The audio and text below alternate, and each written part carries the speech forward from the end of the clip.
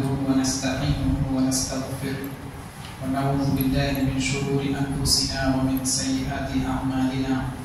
من يهده الله فلا مضل له ومن يضلله فلا هادي له.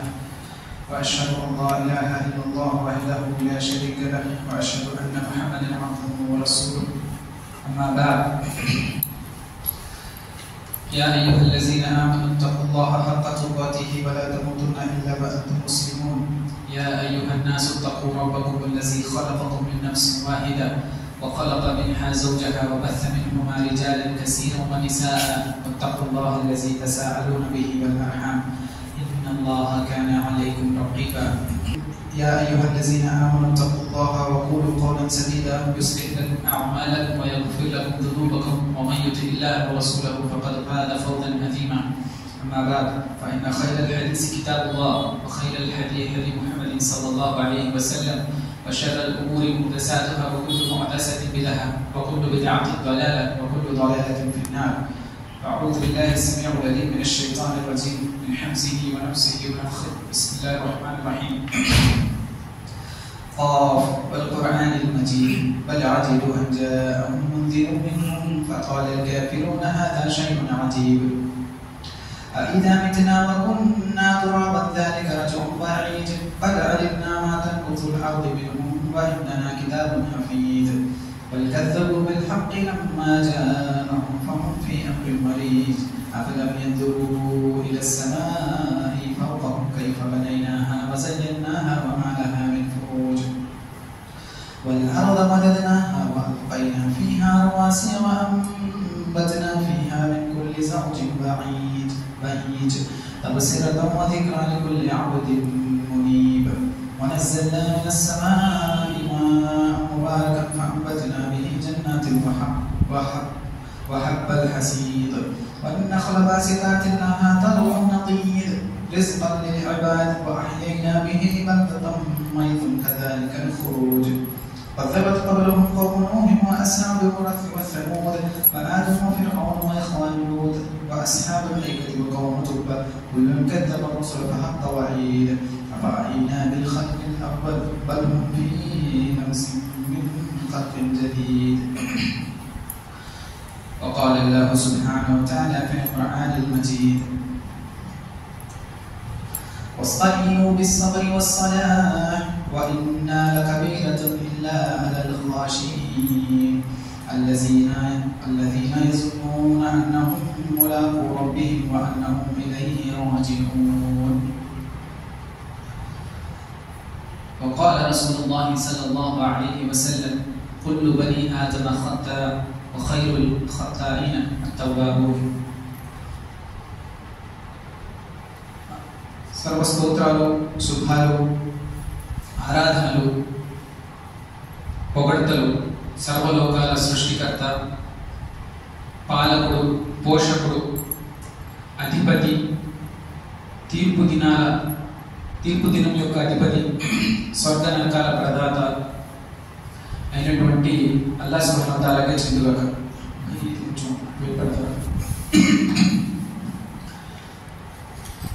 మరియు మానవుల యొక్క విధేయత కోసము మానవుల యొక్క మార్గదర్శకత్వం కోసము అల్లాహ్ సుబ్హానహు వ తఆలా పంపినటువంటి సమస్త ప్రవక్తలపై ఆయన యొక్క శుభాలు మరియు కారుణ్యము కురియుగాక.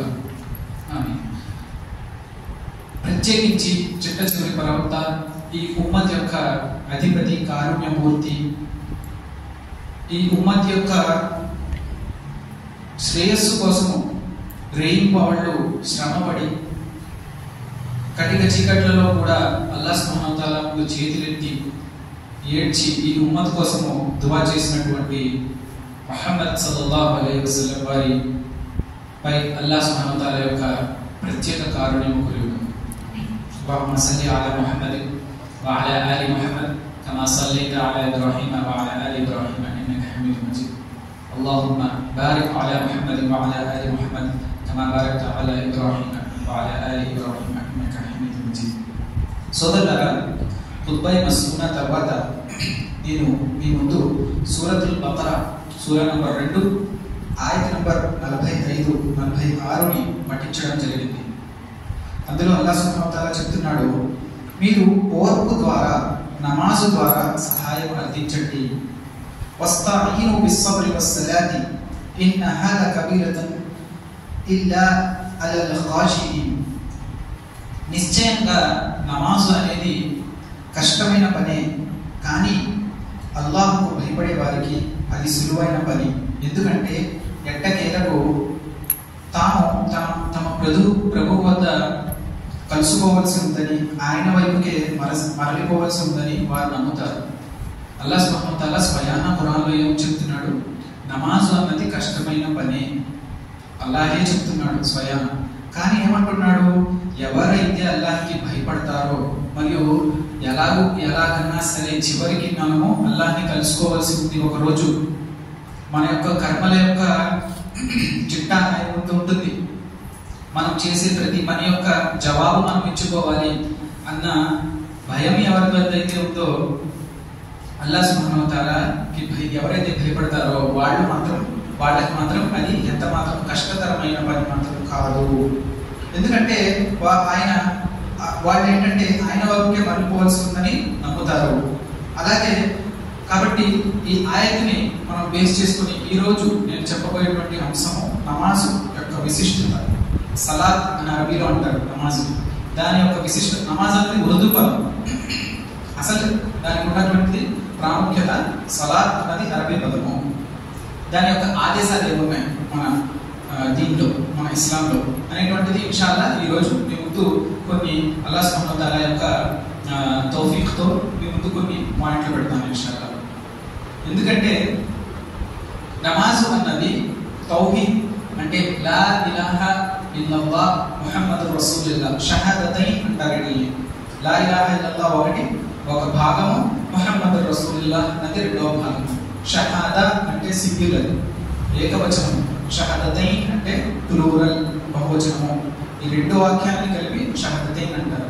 ఇస్లాంలో విశ్వాసం గురించి, ఇస్లాం గురించి డెఫినిషన్ ఉన్నటువంటి హదీస్ జిబ్రైల్లో కూడా, ఎప్పుడైతే జిబ్రైల్ అలైహిస్సలాం వారు ప్రవక్త వారిని ఇస్లాం గురించి చెప్పండి, హదీస్ జిబ్రైల్ ఏమంటారంటే ఉమ్ముల్ హదీస్ అని కూడా అంటారు. ఉమ్ముల్ ఖురాన్ ఏంటి?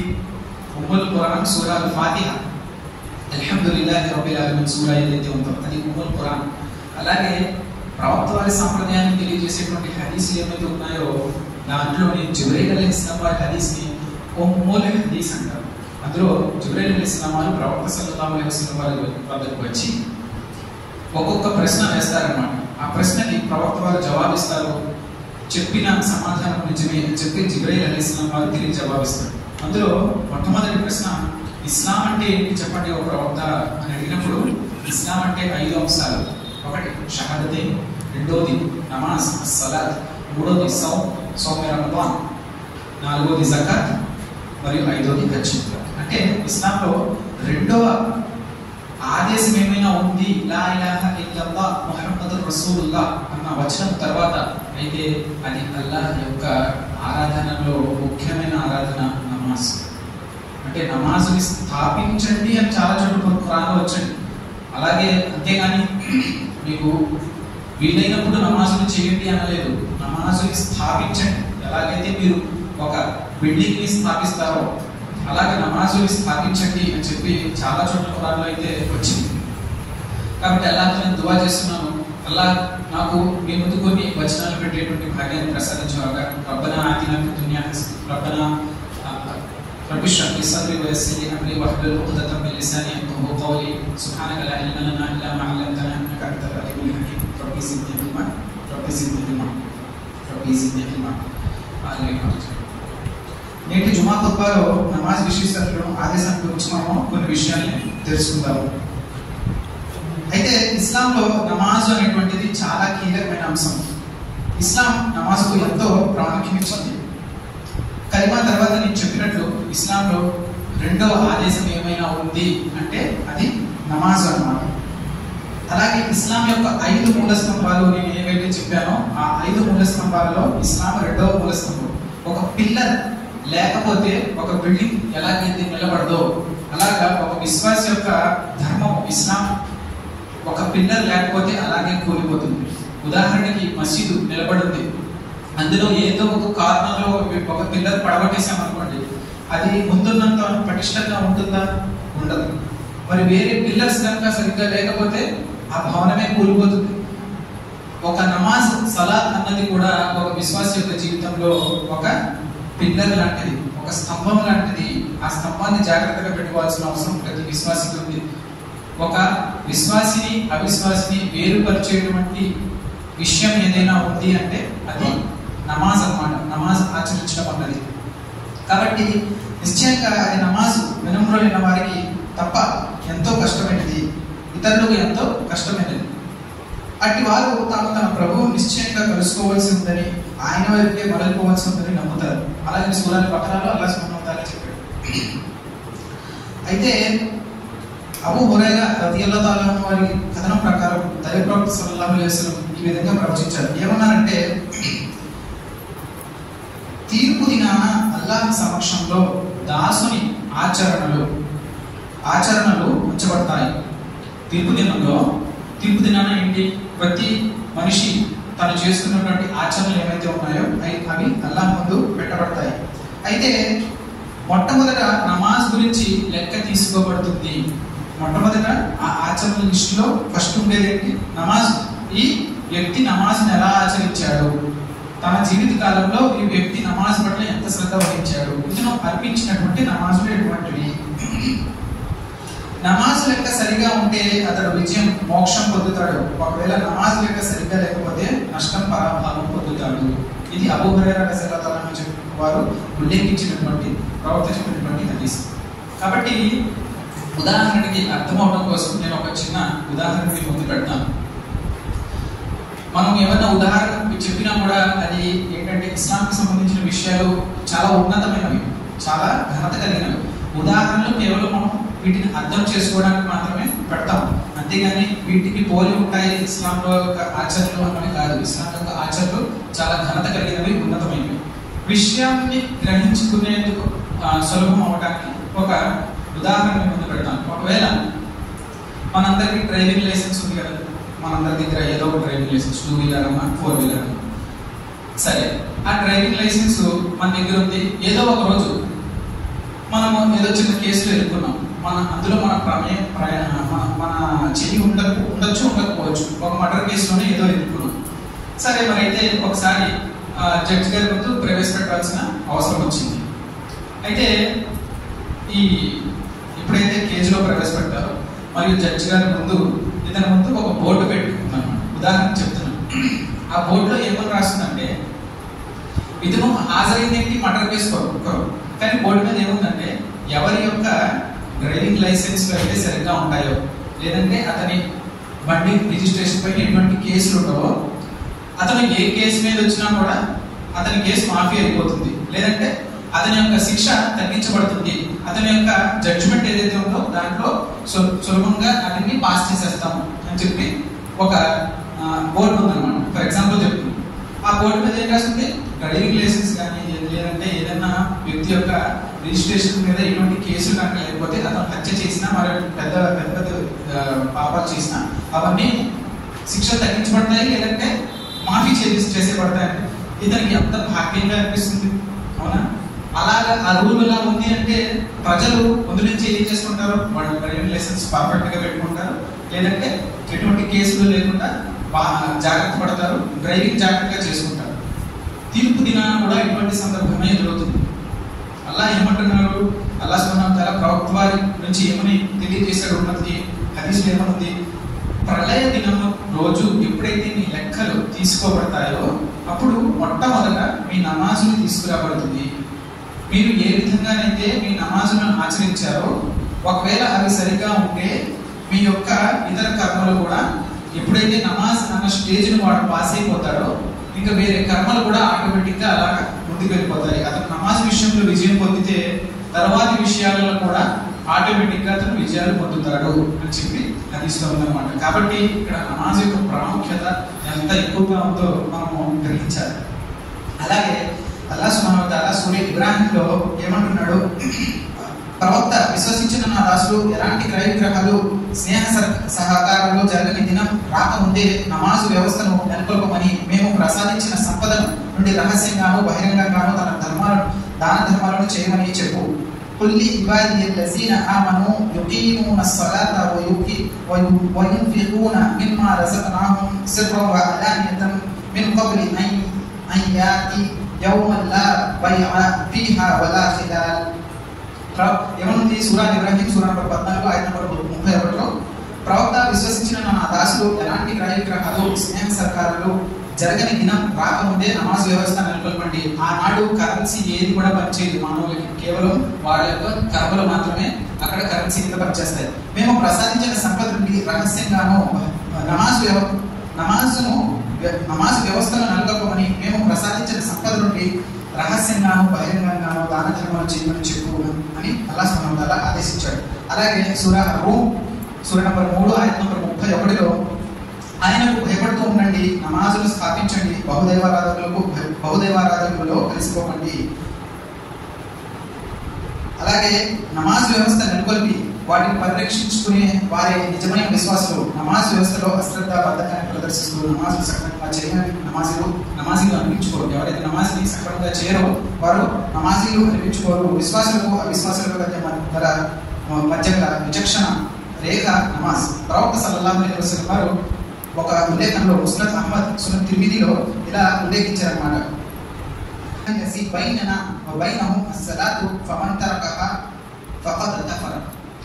దాని అర్థము మన ముస్లింల మధ్య మరియు వారు తిరస్కారుల మధ్య, ముస్లింల మధ్య మరియు ముస్లిమేతరుల మధ్య, ముస్లిమేతరులు అంటే తిరస్కారులే కదా, వాళ్ళ మధ్య ఉండే ఒప్పందమే నమాజు. దాన్ని త్యజించిన వాడు తిరస్కారానికి ఒడిగట్టిన వాడు. ఎవరైతే నమాజుని త్యజింపజేస్తాడో అంటే నమాజుని చేయడో అటువంటి వాడు తిరస్కారంలోకి వెళ్ళిపోయినట్టు, కుఫుర్లోకి వెళ్ళిపోయినట్టు అనమాట.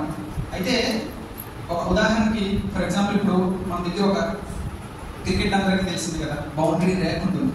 అందులో ఏదైతే ఒక బాల్ దాని ముందు పడితే దాన్ని 4 కింద ఇస్తారు, అందులో పడితే 6 ఇస్తారు. అలాగే బౌలింగ్ చేసేటప్పుడు క్రీజ్ ఉంటుంది కదా, ఆ క్రీజ్ కి ఒక 2 సెంటీమీటర్ల అతని పాదం ముందు పడినా అది నో బాల్ అయిపోతుంది. దాని లోపల పడితేనే బాల్ కింద కౌంట్ చేయబడుతుంది, అంతే కదా.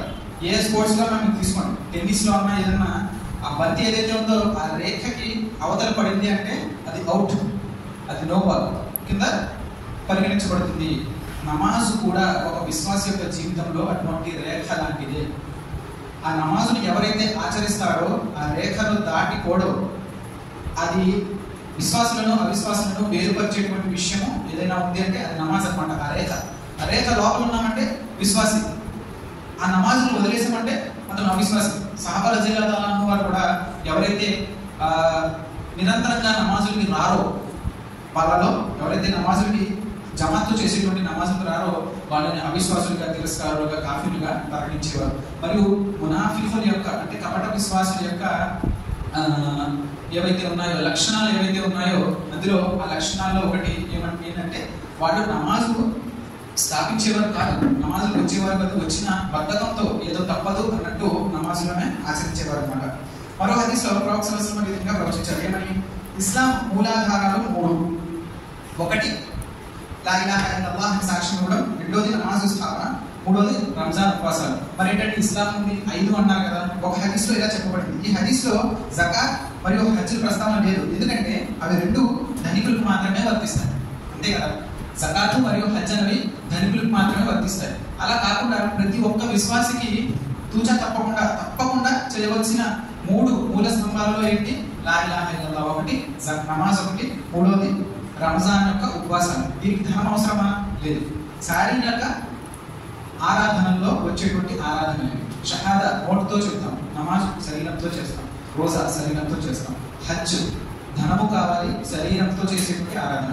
అలాగే జకాత్ శరీరంతో అయితే చేయము కానీ ధనంతో అయితే ఇది చేస్తాం. కాబట్టి ఈ హదీస్లో 3 విషయాల ప్రస్తావన వచ్చింది. 1 షహాదా, 1 నమాజ్ మరియు 3ది జకాత్.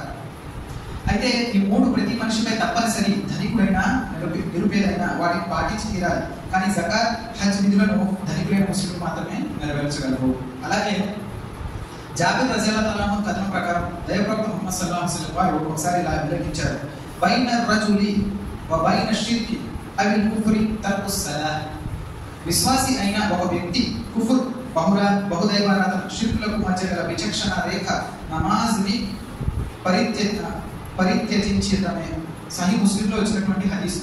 అంటే నమాజ్ని వదలటం అన్నది, నమాజ్ని చేయకపోవటము అన్నది ఒక విశ్వాసిని అవిశ్వాసంలోకి తీసుకువెళ్ళిపోతుంది, ఆ రేఖ నుంచి బయటికి తీసుకెళ్లి పడేస్తుంది అని చెప్పి ఈ హదీస్లో మనకి క్లియర్ గా చెప్పడం జరిగింది. అంటే నమాజ్ని త్యజించువాడు తిరస్కారి. నమాజు స్థాపన విశ్వాసానికి ప్రతీక, విశ్వాసానికి ప్రతీక. ఇక్కడ గమనార్హమైన విషయం ఇంకొకటి కూడా ఉంది. అదేమంటే ఏ నమాజు విశ్వాసానికి నిదర్శనంగా పేర్కొబడిందో, ఏ నమాజు క్షమాభిక్షకి సాధనమని చెప్పబడిందో, ఏ నమాజు ముక్తికి సోపానమని అదే అనబడిందో అది వేడుకు చేయబడే నమాజు. ఎప్పుడో ఒకసారి మనకి తోచింది కదా అని మనము లేచి నమాజు చేసుకోవడము, లేదంటే అసలు నమాజు మగరిబిలో చేయడము, లేట్గా నమాజులు చేసుకోవడము, మన ఇష్టం వచ్చినప్పుడు చేసుకోవడము, లేదంటే జుమ్మా నాడు లేదంటే ఈద్ నాడు మనం నమాజ్ చేస్తున్నాం కదా అది సరిపోతుందిలే అనుకోవడము, ఆ నమాజ్ గురించి ఇక్కడ చెప్పబడలేదు. అటువంటి నమాజులు ఆచార్యులు కాదు. ఎవరైతే 5 పూట్లు ఫరజ్ నమాజుల్లో 5 పూట్ల నమాజులు ఉన్నాయి. ఫరజ్ అంటే ఏంటంటే దాని అర్థము వాటిని ఆచరించకపోతే పాపం, అంటే వదిలేయడానికి లేదు. ఆ ఫరజ్ నమాజుల్లో అల్లాహ్ సుబ్హానహు వ తఆలా ప్రతి విశ్వాసికి రోజుకి 5 పూట్ల నమాజులు ఫరజ్ చేశాడు. ఈ నమాజ్ కూడా మనకి దొరికినటువంటి ఒక పెద్ద గిఫ్ట్ అన్నమాట. ప్రవక్త సల్లల్లాహు అలైహి వసల్లం వారు ఇస్రా మిరాజ్ యొక్క యాత్ర చేపట్టినప్పుడు ఆకాశాలలో అల్లాహ్ సుబ్హానహు వ తఆలా వారు ప్రవక్త సల్లల్లాహు అలైహి వసల్లం ఈ ఉమ్మత్ వారికి ఇచ్చినటువంటి ఒక గిఫ్ట్. గిఫ్ట్ ఏమంటారు తెలుగులో? బహుమతి. అసలుకి నమాజ్ అన్నది 50 కోట్లు ఉండింది. 50 కోట్లు ఫస్ట్ 50 సార్లు రోజుకి 50 సార్లు నమాజ్ చేయాలి అని ఆదేశం వచ్చిందన్నమాట ప్రభుత్వ అల్లాహ్ సుబ్హానహు వ తఆలా తరపున. అయితే ప్రవక్త వారు తిరిగి వచ్చినప్పుడు వేరే ప్రవక్త వారు మీ ఉమ్మత్ వారు ఇది చేయలేరు, మా మునుపటి ఉమ్మత్ వారితో మాకు దీని గురించి ఎక్స్పీరియన్స్ ఉంది, మాకు తెలుసు ఈ ప్రజలు అన్ని నమాజులు చేయలేరు, వెళ్ళి అల్లాహ్ సుబ్హానహు వ తఆలా దగ్గర కొంత తగ్గించమని అడగండి, కన్సెషన్ అడగండి అని చెప్పడం జరుగుతుంది. అలా ప్రవక్తలు ప్రతిసారి కూడా 5 కోట్ల నమాజులు 5 కోట్ల నమాజులు తగ్గించుకుంటూ అలాగా చివరికి 5 కోట్లు మిగిలినాయి అన్నమాట. తర్వాత అప్పుడు కూడా ప్రవక్త సల్లల్లాహు అలైహి వసల్లం చెప్పడం జరుగుతుంది, ఈ 5 కోట్లు కూడా మీ ఉమ్మత్ వారు చేయలేరు, కష్టం, వెళ్ళి అడగండి, 1 పూట చేయమని, అంటే ఇంకా తగ్గించమని అడగండి అని చెప్పి ఎప్పుడైతే ప్రవక్త మూసా అలైహిస్సలాం ఇబ్రాహీం అలైహిస్సలాం మనకు సరిగ్గా గుర్తులేదు, మూసా అలైహిస్సలాం వారు అనుకుంటా, మూసా అలైహిస్సలాం ఆయన చెప్తారు, అంటే మా ఉమ్మత్ వారితో మాకు ఎక్స్పీరియన్స్ ఉంది, అయితే ప్రవక్త చెప్తారు దీనికంటే తగ్గించమని అడగడం నాకు కొంచెము సిగ్గుగా అనిపిస్తుంది అని చెప్పి ఎప్పుడైతే చెప్తారో దాని తర్వాత ఒక ఆదేశం అయితే వస్తుంది జిబ్రాయిల్ అలైహిస్సలాం వారి నుంచి, మీ ఉమ్మత్ వారు ఒకవేళ ఈ 5 కోట్ల నమాజులు చేపడితే సమయానికి నేను 50 కోట్ల నమాజులు సరి సమానంగా పుణ్యం వాళ్ళకి ఇస్తానని చెప్పి. అంటే ఒక ముస్లిం ఈ రోజుకి 5 కోట్ల నమాజ్ కనుక ఆచరించగలిగితే పూటకి 10 కోట్ల చొప్పున అల్లాహ్ సుబ్హానహు వ తఆలా 5 కోట్లకి 50 కోట్ల నమాజ్ పుణ్యాన్ని ఇస్తానంటున్నాడు. అది బహుమతి కాకపోతే ఇంకేటువంటిది? నిజానికే మూసా అలైహిస్సలాం వారు చెప్పినటువంటి వాక్యం నిజమే. అటువంటి అంత ఉన్నతమైన బహుమతి మన ముందు ఉన్నా కూడా మనము ఆయన చెప్పినట్లు ఈ ఉమ్మత్ వారు దానికి కూడా వాళ్ళు చేయలేరు, వాళ్ళకి కష్టంగానే తోస్తుంది అని ఏ వాక్యం ఏదో చెప్పారో అలాగే మన దురదృష్టవశాత్తు మనకు నమాజు కష్టంగానే తోస్తుంది, మనం చేయలేకపోదు. మహా అయితే ఎంతండి ఒక్కసారి ఆలోచిద్దాం. ఒక 2 కోట్ల నమాజ్ 2 రకాల నమాజ్ చేయడానికి గట్టిగా మనం నెమ్మదిగా కొంచెం ఒక మాదిరి సూరాలు తీసుకుని చేస్తే 6 నిమిషాలు పడుతుంది. 6 నిమిషాలు వేసుకుంటాం, పూటకి 3 నిమిషాలు వేసుకుంటాం. అంటే ఒక రకాత్ అంటే అల్హమ్దులిల్లాహ్ రబ్బిల్ ఆలమీన్ ఒక సూరా చదివాను, రుకు చదివాను, సజ్దాలు చేసాము, 2 సజ్దాలు చేసాము, కూర్చున్నాము. ఇలా చేయడానికి ఒక 3 నిమిషాలు పట్టింది అనుకోండి. 2 రకాతులకు 6 నిమిషాలు. అలాగా రోజులో ఫరజ్గా ఉండే నమాజులు ఎన్ని రకాతులు ఎన్ని? ఫజ్ర్కి 2, జోహర్కి 4, అస్ర్కి 4, మగ్రిబ్కి 3, ఇషాకి 3, 17 రకాతులు. 17 3 51, సుమారు 51 నిమిషాలు ఒక రోజులో మనము అల్లాహ్ కోసం తీయాలి. సరే, ఉజు చేసుకున్నాము, మసీదుకి ప్రయాణం చేసాము, వచ్చాము, వెళ్ళాము, ఇవన్నీ తీసుకుని 9 గంట. ఇంకా బాగా చేసాము, కొంచెం ఎక్కువ టైం తీసుకున్నాం, దూరం నుంచి వస్తున్నాము ఉజు చేయడానికి, లేదంటే నమాజ్ కొంచెం పెద్ద సూరా చదవడానికి 1 గంటన్నర, 90 నిమిషాలు, 100 నిమిషాలు. సరే, 2 గంటలు తీసుకున్నాం. 24 గంటల సమయంలో ఒక విశ్వాసి ఒక 2 గంటల సమయము తనను సృష్టించినటువంటి ప్రభువుకి కోసము తీయలేకపోతే అతను భాగ్యవంతుడా అభాగ్యవంతుడా అన్నది ఒక్కసారి ఎవరికి వాళ్ళు మనం ఆలోచించుకోవాల్సిన విషయం. మనల్ని సృష్టించినటువంటి ప్రభువు మనకి ఆహారాన్ని ఇచ్చి మనకి ఆలోచించేటువంటి శక్తినిచ్చి, అంటే మనము ఇలా కూర్చుని మనం వినగలుగుతున్నాం అనడమే ఒక పెద్ద మనకి భాగ్యవంతమైన విషయం. ఎందుకంటే ప్రపంచంలో ఎంతోమంది నడుము సరిగ్గా లేకపోతే వాళ్ళు కూర్చోలేరు కూడా. ఎంతో మందికి కళ్ళు లేవు, ఎంతో మందికి చెవులు లేవు, వాళ్ళ శరీర భాగాలు పనిచేయవు. చాలా మంది నిరంతరము హాస్పిటల్లోనే పడి ఉండాల్సిన పరిస్థితులు చాలా మంది కుటుంబాల్లో ఉంటాయి. అలాగే ప్రతి విశ్వాసి ప్రతి క్షణంలో అల్లాహ్ సుబ్హానహు వ తఆలాకి కృతజ్ఞత తెలుపుకోవాల్సింది ఏదన్నా లేదనుకోండి. అంటే చాలా గట్టిగా దరిద్రంలో ఉన్నాడు, ఎటువంటి ధనము లేదు, కానీ ఊపిరి ఆడుతుంది కదా, ఆ ఊపిరి ఆడుతున్నందుకన్నా, అంటే జీవించి ఉన్నందుకన్నా, ఆ జీవించున్న ప్రతి క్షణము తన ప్రభువుకి అతను ఎప్పుడైతే నామస్మరణ చేయగలడో, ఒక సుబ్హానల్లాహనో, ఒక అల్హమ్దులిల్లాహనో, ఒక అల్లాహు అక్బరనో, అస్తగ్ఫిరుల్లాహనో చెప్పగలిగే భాగ్యాన్ని అల్లాహ్ మనల్ని సజీవంగా ఉంచి పెట్టాడు. దానికోసమన్నా ఒక దాసుడు అల్లాహ్కి ఎప్పుడు ఎల్లప్పుడూ కృతజ్ఞతలు తెలుపుకోవాల్సిన అవసరం ఉంది. చనిపోయిన వారి దగ్గరికి వెళ్తే, నాకు కనుక ఈ ప్రపంచంలో ఒక్క నిమిషం, ఒక్క సెకండ్ దొరుకుంటే మళ్ళీ మేము ఏదో ఒక ఆరాధన చేసుకుని మళ్ళీ మేము మా స్థితికి మళ్ళీ చేరుకుంటామని చెప్పి ఎంతో పరితపిస్తారట. అటువంటిది మనము జీవించి ఉన్నామన్నా చాలు మనకి అల్లాహ్ సుబ్హానహు వ తఆలా కృతజ్ఞతలు తెలుపుకోవడం. మరి అన్ని మనకి నియామతులు, అన్ని అవసరాలు మనకు తీర్చి మన శరీర పర్యావరణం పనిచేసేటువంటి విధంగా పెట్టి, ఆలోచన శక్తిని ఇచ్చి, మనకు చేతులు ఇచ్చి, మనకు ఆహారం ప్రసాదించి, మనకు ఉపాధిని ప్రసాదించి, మనకి జీవితాన్ని ఇచ్చినటువంటి ప్రభు కోసం మనం రోజుకి 1 గంటన్నర 2 గంటల సమయాన్ని మనం తీయగలుగుతున్నామా లేదా అన్న విషయం మనం ఎప్పటికప్పుడు మనం ప్రశ్నించుకోవాలి. పెద్ద కష్టతరమైన పని అయితే కాదు.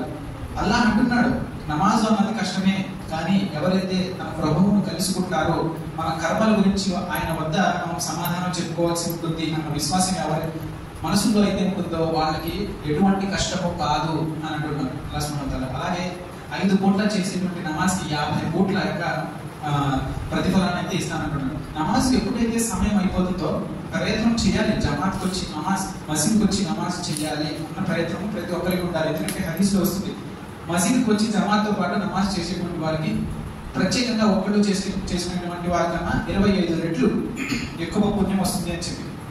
సరే, మసీద్ చాలా దూరంగా ఉంది, అనారోగ్యంతో ఉన్నాము, ఏదో ఒక ప్రాబ్లం ఉంది, జాయజ్ రీజన్ ఏదో ఒకటి ఉంది, వ్యాలిడ్ రీజన్ ఉంది దాని దగ్గర, అప్పుడన్నా నమాజ్ను వదలడానికి లేదు. సమయానికి ఎప్పుడైతే నమాజ్ సమయం అవుతుందో ఆ సమయానికి నమాజ్ అర్పించవలసిందే. వుజూ చేయడానికి ఎంత టైం పడుతుంది మనకి? మహా అయితే 3 నిమిషాలు.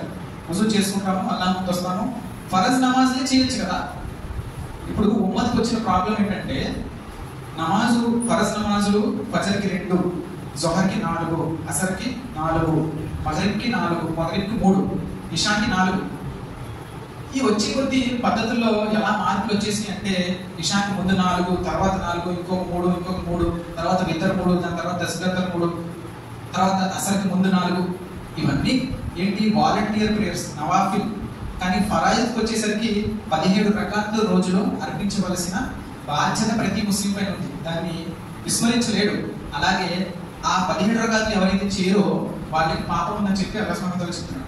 కాబట్టి కనీసంలో కనీసము ఈ 17 రకాలు చేయాల్సిన బాధ్యత ఉంది. ఈ నమాజ్లు ఎలా చేసేసారంటే, ఇన్ని నవాఫిల్లు, సున్నతులు మొత్తం అన్ని చేసేసరికి మొత్తానికి ఏంటంటే, అయ్యి బాబా ఇది చేయాలా, దీనికంటే చేయకపోవడం బెటర్ అని చెప్పి మొత్తాన్ని వదిలేస్తారు.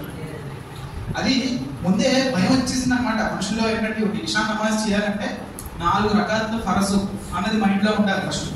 అది కాకుండా ముందు 4, తర్వాత 4, తర్వాత 4, 3 ఇలాగా ఒక 20 రకాల ఇషానికి అయితే చాలా మందికి ఎలా ఉంటుందంటే విశ్వాసము, నేను చేస్తే కనుక ఫుల్గా చేస్తాను, లేదంటే మొత్తానికి చేయడం వదిలేస్తాను అన్న విశ్వాసంలో ఉండి ఇక మొత్తానికి నమాజ్ వదిలేసేటువంటి శక్తి కార్యాలు చేస్తారన్నమాట విశ్వాసాలు. దాంట్లో మొత్తానికి ఆ ఆరాధననే వదిలేసేటువంటి పరిస్థితికి ఉమ్మతి ఈరోజు చేరుకుంది. కాబట్టి నేనేమి కేవలం ఫరజ్ నమాజ్ చేసి సున్నతులు చేయండి చేయొద్దు అని చెప్పట్లేదు. కానీ ఈ చేయకపోతే కనుక పాపం ఉంది.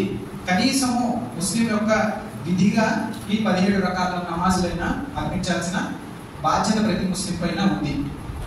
దాని తర్వాత ప్రవక్త వారి హదీస్లో చెప్పారు, ఎవరైతే 12 రకాతులు సున్నత్ ఒక రోజులో చేస్తారో వాళ్ళకి స్వర్గంలో ఒక ఇల్లుని అల్లాహ్ సుబ్హానహు వ తఆలా నిర్మిస్తాడు. ఆ 12 రకాతులు ఏంటి? ఫజర్ యొక్క ఫరజ్ ఉంటుంది కదా, ఫజర్ యొక్క ఫరజ్ నమాజ్కి ముందు 2 రకాతులు సున్నత్, జొహర్ యొక్క 4 రకాతుల ఫరజ్ ముందు 4 రకాతులు సున్నత్, 2 రకాతుల సున్నత్ తర్వాత, అలాగే మగరిబ్ తర్వాత 2, అలాగే ఇషా తర్వాత 2, ఇలా కౌంట్ చేసుకుని మీరు చూసినట్లయితే 12 రకాతులు అక్కడ అయిపోతాయి. ఇవి ఫస్ట్ ఫరాయిజ్ తర్వాత మనం అమలు పరిచిన సున్నత్ ప్రేయర్లు. కాబట్టి కనీసం ఫరాయిజ్ పెట్టాలి ముందు, తర్వాత ఈ 12 కూడా ఆచరించడానికి ఒక రోజులో ప్రయత్నించాలి. ఇంకా ఎప్పుడైనా మనం చేయటం మొదలు పెట్టాము అంటే ఎవరైతే ఆచరణలోకి దిగుతారో ఆ మాధుర్యం అన్నది వాళ్ళకి ఇంకా ఎక్కువవుతుంది. నమాజ్ యొక్క మాధుర్యం ఒక్కసారి ఒక విశ్వాసకి తగిలిందంటే వాడు ఇంకా సున్నతులు, నఫిల్లు, తర్వాత తహజుద్ నమాజులు ఇంకా ఆ మాధుర్యం వాళ్ళకి తెలిసిపోతుంది అనమాట. ఇంకా చెయ్యాలి అని ఇంట్రెస్ట్ వస్తుంది. కానీ మొదలు పెడితే కదా ముందు. అయితే అనస్ రజీయల్లాహు అన్హు కథ ప్రకారం దైవప్రవక్త సల్లల్లాహు అలైహి వసల్లం వారు ఎవరైనా ఉన్నత రీతిలో వుజూ చేసి తొలి వేళ నమాజ్పై నిలిచి అత్యంత భయభక్తులతో, వినమ్రతతో, ఏకాగ్రతతో కియామ్, రుకు, సజ్దాలు చేస్తూ అంటే నమాజ్ చేస్తూ నమాజు ముగిస్తే నమాజు అతని నుండి సెలవు తీసుకునేటప్పుడు మెరిసే కాంతిలా ప్రజ్వలిస్తూ నమాజీతో ఇలా అంటుంది. ఏమనంటుందంట అంటే ఎవరైతే, నేను ఇంట్లో తెలుగే చదివాను కదా, ఎక్స్ప్లెయిన్ చేయడానికి ఏం లేదు, ఎవరైతే నమాజ్ సరైన పద్ధతిలో ఆచరిస్తాడో అల్లాహ్ నిన్ను కూడా రక్షించుగాక. మరెవరైతే తొలివేలలో కాకుండా ఉన్నత రీతిలో వుజూ చేయక భయభక్తులతో అత్యంత వినమ్రతతో కియామ్, రుకు, సజ్దాలు చేయడో నమాజ్ అతని నుంచి సెలవు తీసుకుని వెళ్తూ కాంతిహీనంగా నిస్తేజంగా ఉంటుంది. ఇక ఆ నమాజు అల్లాహ్ కోరినంత ఎత్తుకు చేరుకున్న మీదట ఏమవుతుందంట, ఆ నమాజు చేరుకున్న మీదట పాత గుడ్డ పేరిక మాదిరిగా అది ఆ నమాజీ ముఖంపై త్రిప్పి కొట్టబడుతుంది. అంటే 2 రకాలైనటువంటి మనుషుల గురించి ఇక్కడ ప్రస్తావన వచ్చింది. ఒకటి, ఎవరైతే వుజూ సక్రమంగా చేసి ఎలాగైతే ప్రవక్త సంప్రదాయం చేయమనుందో అలా చేసి ఒక మంచి సంకల్పంతో, విశ్వాసంతో అల్లాహ్ ముందు నిలబడి రుకు, సజ్దా అన్ని చేస్తాడో, నమాజ్ సక్రమంగా చేస్తాడో, ఆ నమాజ్ అతని నుండి వీడు వెళ్ళిపోతున్నప్పుడు ఒక కాంతి వలె ఉజ్వలంగా వెళ్తుందంట. అల్లాహ్ నిన్ను రక్షించుగాక అని చెప్పి దువా చేస్తుందంట ఆ నమాజ్. మరి ఎవరైతే ఇవన్నీ ఆచరించడో అది ఒక నిస్తేజస్సు అంటే డిమ్ముగా ఉంటుంది. అది వెళ్తుంది, తర్వాత అది ఆకాశాలపై వెళ్తుంది. అల్లాహ్ కోరినంత ఎత్తుకు వెళ్ళాక ఒక పాత గుడ్డ పేరిక మాదిరిగా అది ఆ నమాజీపై తిప్పి కొట్టడం జరుగుతుంది. పద్ధతంగా చేసాడు అనమాట నమాజ్. ఇది ఎవరో చూస్తున్నారనో, లేదంటే ప్రతిసారి నేను నమాజ్కి వస్తాను, మనం రాకపోతే ఎవరైనా ఏమన్నా అనుకుంటారేమో, లేదంటే తప్పదు జుమ్మా వచ్చింది నమాజ్ చేద్దాం, లేదంటే ఈద్ వచ్చింది నమాజ్ చేద్దాం, ఇటువంటి అంటే మనం ఏం పని చేసినా అల్లాహ్ కోసం చేస్తాం, మానవుల కోసం చేయకూడదు. వేరే వాళ్ళు ఏదైనా అనుకుంటారా వాళ్ళ కోసం అని మనం చేయాల్సిన అవసరం లేదు. నమాజ్ అనే కదా, ఏ ఆరాధన అయినా కూడా. మరియు చూపుని విశ్వాసంతో అంటే ఎవరైనా చూస్తున్నారన్న విశ్వాసంతో నమాజ్ ఎవరైనా చేస్తారో ప్రవక్త సల్లల్లాహు అలైహి వసల్లం వారు ఒక హదీస్లో చెప్పారు, షిర్క్ ఒక షిర్కే సగీరా అంటే చిన్నపాటి షిర్క్ నా ఉమ్మతిని కమ్ముకుంటుందని నాకు భయంగా ఉంది అన్నారు. అంటే ఆ షిర్క్ ఏంటి, ప్రతి ఒక్కళ్ళు ఈ షిర్క్ ప్రవేశిస్తుంది అన్నారు. ఆ షిర్క్ ఏంటంటే క్రియాకారి అంటే ప్రదర్శన బుద్ధితో నమాజ్ చేయడం. అంటే ఎవరన్నా చూస్తున్నారు అని మనం నమాజ్ చేయడము, లేదంటే ఎవరన్నా ఏమన్నా అనుకుంటారేమో అని నమాజ్ చేయడము, ఇది అల్లాహ్ వద్ద ఆమోదయోగ్యము కాదు.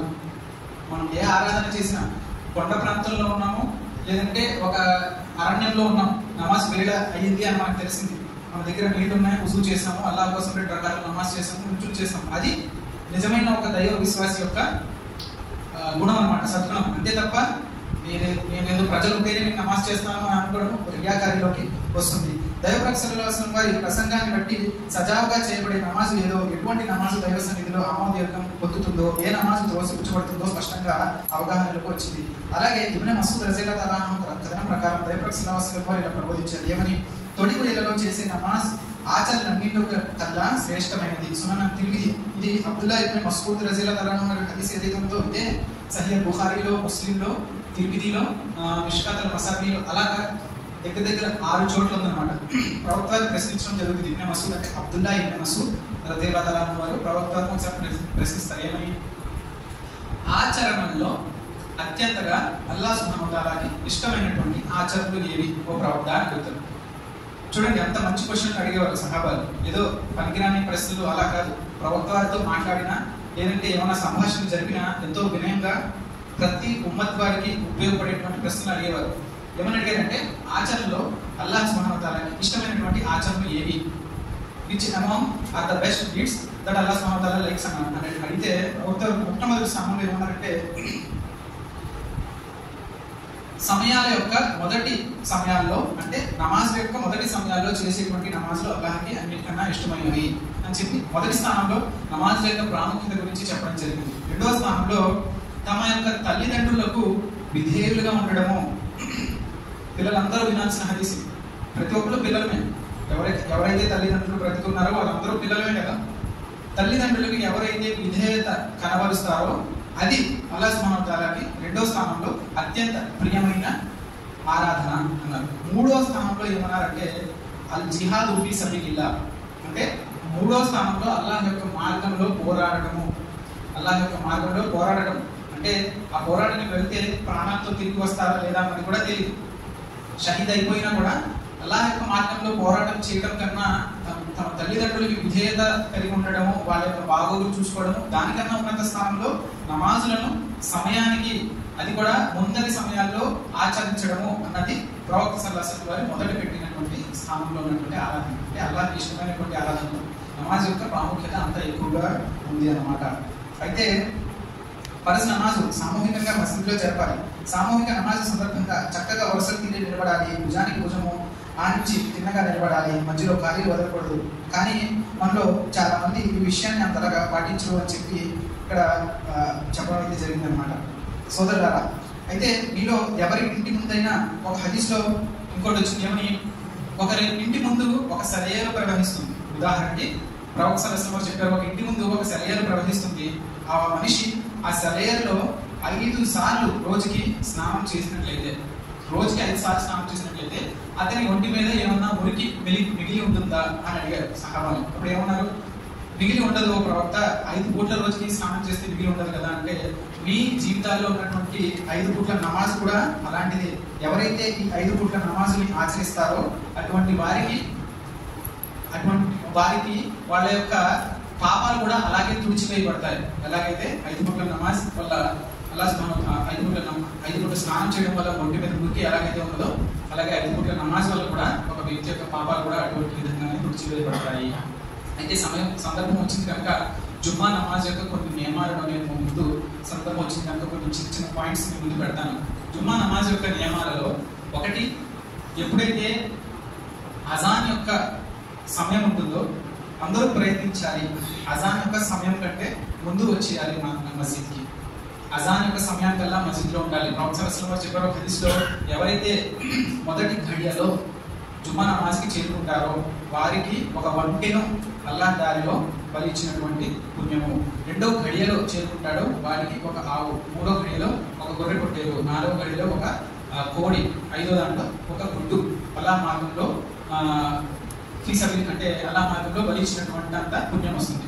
మరి ఎప్పుడైతే అజాన్ ఇవ్వబడుతుందో మరియు ఖతీబ్ అన్నవాడు వచ్చి నుంచుంటాడు ముందర పైన, దైవదూతలు అనేటువంటి వాళ్ళు ఆ రిజిస్టర్ని క్లోజ్ చేసుకుంటారు. ఆ రిజిస్టర్ని క్లోజ్ చేసుకుని వాళ్ళు కూడా ఖుత్బా వినడానికి కూర్చుంటారు, ప్రసంగం వినడానికి కూర్చుంటారు. ఇంకా అక్కడి నుంచి రిజిస్టర్ క్లోజ్ అయిపోతుంది. అది ప్రయత్నం చేయాలి. అంటే నమాజ్ 2 రకాతులు ఉంది అనగా మసీద్ ఎలాగైతే నిండిపోతుందో, ప్రవక్త కాలంలో అజాన్ సమయానికి అలా నిండిపోయిందంట మసీద్. తర్వాత జుమ్మా యొక్క నియమాల్లో నియమం ఏంటంటే, వచ్చేటువంటి వాళ్ళు ముందున్న వరుసలలో ముందు ఆ ఖాళీలను నింపాలన్నమాట. ఎందుకంటే ప్రవక్త చెప్పారు, జుమ్మాలో ఏ ఇద్దరు కూర్చున్నా కూడా వాళ్ళిద్దరిని ఇలా సపరేట్ చేసి మీరు వాళ్ళని దాటుకుని వెళ్ళకండి అని చెప్పారనమాట. అంటే అది సాధ్యం అవ్వాలి అంటే ఏం చేయాలి, మనము ముందు ఉన్న వరుసల్ని ముందుగా మనం ఖాళీలని పూరించుకోవాలి. మరియు ఇలాగే జుమ్మా ఒక్క ఖుత్బాలో ఏదైనా చిన్న రాయితో కానీ లేదంటే చిన్న ఆకుతో కానీ ఆడుకుంటూ ఉండడం, లేదంటే అంటే దాని యొక్క జుమ్మా ప్రసంగం యొక్క ప్రాధాన్యత వివరిస్తూ వచ్చినటువంటి వాక్యాలు. అటువంటి ఏదైనా వేరే ఫోన్లో చూసుకోవడం కానీ, ఒక రాయిని అటు నుంచి వేయడం కానీ, అటువంటి పనులు చేసినా వాళ్ళ యొక్క జుమ్మా ఎలాగైతే అంగీకార యోగ్యమవుతుందో అలా అవ్వదు అని చెప్పి ఉందన్నమాట మనకి. అలాగే జొహర్ నమాజ్కి ఎన్ని రకాలు చదువుతాం మనము? 4 రకాలు చదువుతాం, కానీ జుమ్మాకి 2. కాబట్టి జుమ్మా యొక్క ప్రసంగమే ఆ 2 రకాలకి సరిసమానం. అర్థమైందా? అంటే మన జొహర్లో చదివేటువంటి 4 రకాలు జుమ్మాకి 2 చదువుతాం. అంటే జుమ్మా యొక్క ప్రాముఖ్యత అంటే జుమ్మా యొక్క నమాజ్ 2 రకాలు కాదు, జుమ్మా యొక్క ప్రాముఖ్యతలో జుమ్మాలో భాగము జుమ్మా యొక్క ప్రసంగం కూడా. అందులో జుమ్మా యొక్క భాగము ఖుత్బా కూడా. ఖుత్బా 2 రకాతులు, జుమ్మా 2 రకాతులు, మొత్తం కలిపి 4 రకాతులు. కాబట్టి మనము కేవలం నమాజ్ సమయానికే వద్దాంలే అని మనము చూడండి, నేను హదీస్ మొదట్లో పఠించింది కూడా కుల్లు బనీ ఆదమ ఖతా వ ఖైరుల్ ఖతాయిన తవ్వాబు. ఇది మన జర్నీ ఏంటంటే మన జీవితము చాలా విషయాలను మనం ఎప్పటికప్పుడు తెలుసుకుంటూ ఉంటాం. కొత్త విషయాలు తెలుస్తాయి, ఇది ఆచరణ, ఇది సరైన ఆచరణ తెలుస్తూ ఉంటాయి. దాన్ని బట్టి మన ఆచరణల శైలిలో కూడా మనము నెమ్మదిగా మనకి సాధ్యమైనంత వరకు మనం అందులో చేంజెస్, మార్పులు తీసుకుని రావాలి. ఎట్టకేలకు మనం ప్రయత్నించేది ఏంటి? మన మరణ ఘడియలు సమీపించినప్పటికీ మనము అల్లాహ్ సుబ్హానహు వ తఆలా యొక్క దాస్యంలో, ఆయన యొక్క ప్రసన్నతకి మనము చేరువలో ఉండి మన మరణ ఘడియలు మనకు సమీపించాలి. కాబట్టి ఎప్పుడన్నా ఒక విషయం మనం తెలుసుకున్నప్పుడు, సత్యం తెలుసుకున్నప్పుడు మన మైండ్ సెట్ ఏముండాలంటే, ఇప్పుడు వరకు మనం ఏదో చేసాం, కానీ ఎప్పుడైతే సత్యం మన ముందుకు వచ్చిందో దాన్ని అంగీకరించినటువంటి మనకి ఆ మైండ్ సెట్ కూడా ఉండాలి, దానిపైన ఆచరణ కూడా జరపాలి. అప్పుడే అల్లాహ్ సుబ్హానహు వ తఆలాకి మనము ప్రియమైన దాసులుగా అనిపించుకుంటాం. అలాగే తెలియక చేసినటువంటి ఆచరణలను కూడా అల్లాహ్ సుబ్హానహు వ తఆలా ఏమంటున్నాడు? మన్నించి వేస్తామంటున్నాడు. ఒక అవిశ్వాసి ఉన్నాడండి, వాడు అతను ఇస్లాంలోకి రాకముందు చాలా తప్పులు చేసుకుంటాడు.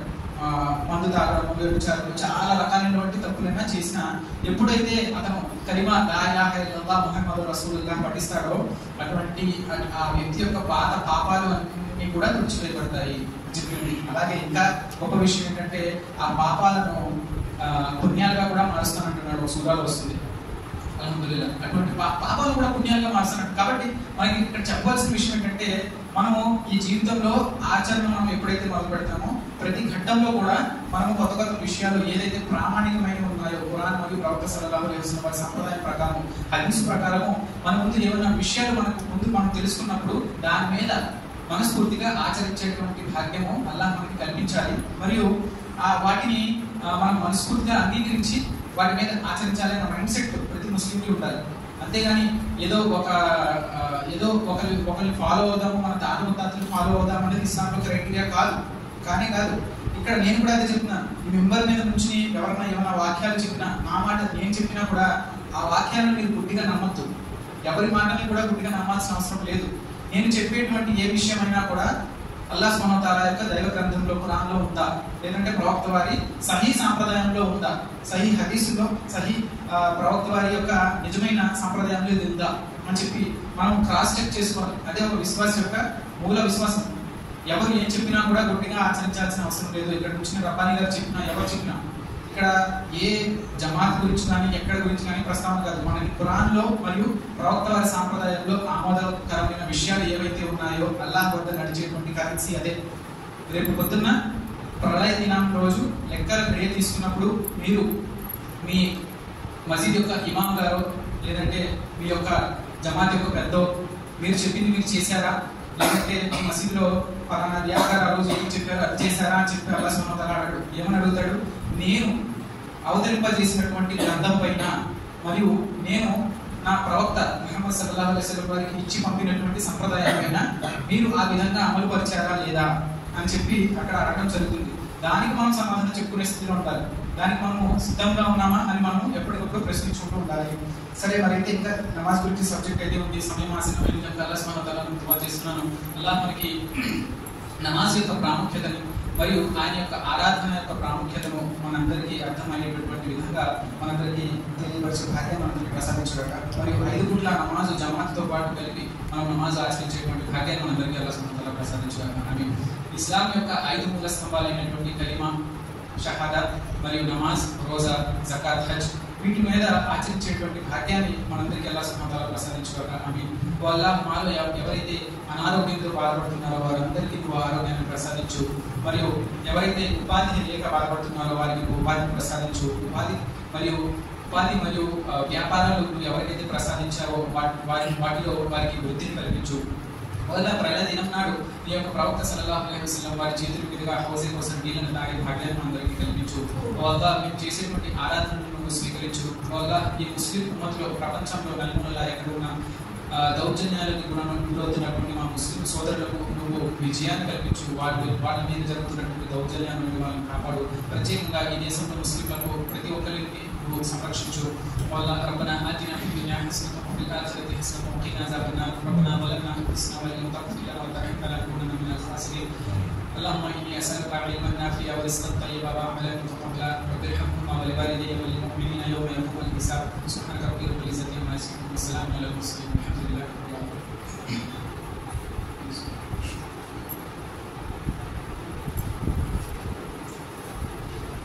إن الحمد لله نحمده ونستعينه ونستغفره ونعوذ بالله من شرور أنفسنا ومن سيئات أعمالنا. من يهده الله فلا مضل له ومن يضلل فلا هادي له. وأشهد أن لا إله إلا الله وحده لا شريك له وأشهد أن محمدا عبده ورسوله. يا أيها الذين آمنوا اتقوا الله حق تقاته ولا تموتن إلا وأنتم مسلمون. يا أيها الناس اتقوا ربكم الذي خلقكم من نفس واحدة وخلق منها زوجها وبث منهما رجالا كثيرا ونساء. اتقوا الله الذي تساءلون به والأرحام إن الله كان عليكم رقيبا. أما بعد فإن خير الحديث كتاب الله وخير الهدي هدي محمد صلى الله عليه وسلم وشر الأمور محدثاتها وكل محدثة بدعة وكل بدعة ضلالة وكل ضلالة في النار. وقال الله سبحانه وتعالى في القرآن المجيد إن الله وملائكته يصلون على النبي يا أيها الذين آمنوا صلوا عليه وسلموا تسليما. اللهم صل على محمد وعلى آل محمد كما صليت على إبراهيم وعلى آل إبراهيم إنك حميد مجيد. اللهم بارك على محمد وعلى آل محمد كما باركت على إبراهيم وعلى آل إبراهيم إنك حميد مجيد. اللهم انصر من نصر دين محمد صلى الله عليه وسلم واخذل من خذل دين محمد صلى الله عليه وسلم ولا تجعلنا منهم. آمين. عباد الله رحمني ورحمكم الله إن الله يأمر بالعدل والإحسان وإيتاء ذي القربى وينهى عن الفحشاء والمنكر والبغي يعظكم لعلكم تذكرون. اذكروا الله يذكركم وادعوه يستغفر لكم ولذكر الله تعالى فأولى وجل وتر مبارك. أقيم الصلاة.